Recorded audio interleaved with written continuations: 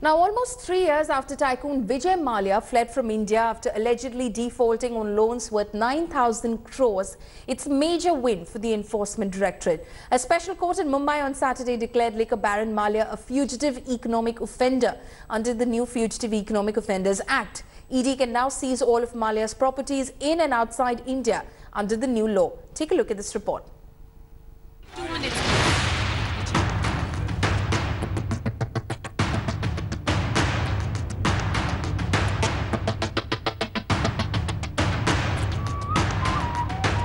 There's more bad news for the king of good times.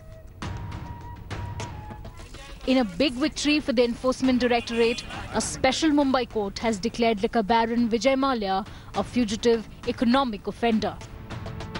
All that the court said is he declared an offender. That's all. So, sir, will you appeal in High Court? Let us see the judgment.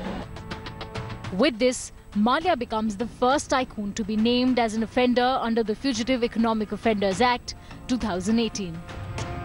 The fugitive tag allows the government to seize assets owned by Mallya in India and abroad, further clearing the path for UK to finally extradite Mallya.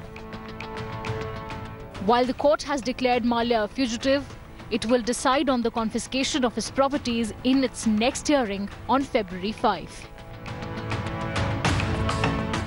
According to the new anti-fraud law, a fugitive economic offender is a person who has fled India to avoid persecution. A person against whom an arrest warrant has been issued for his or her involvement in economic offences involving at least ₹100 crore or more.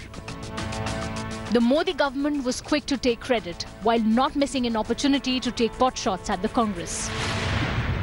Vijay Mallya, this is the first big success at home against Vijay Mallya, जो नामदार ने चूना लगाया, उसको इस चौकीदार के सरकार वो उस पैसे को वापस ला रही है. ये देश के लिए बड़ी कामयाबी की बात है.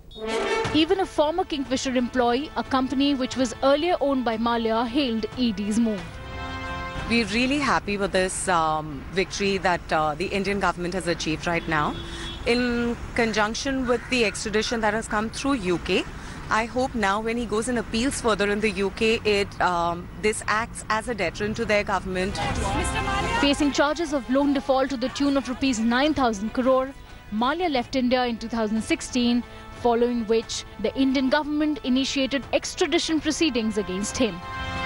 And now, almost after 3 years, it seems the fugitive tag might just be the final in the coffin for the flamboyant liquor baron. Bureau Report, India Today. Thanks for watching the video. For more such news and updates, please like, share and subscribe to India Today. Also check out our other great videos from our channel. We know you will love to.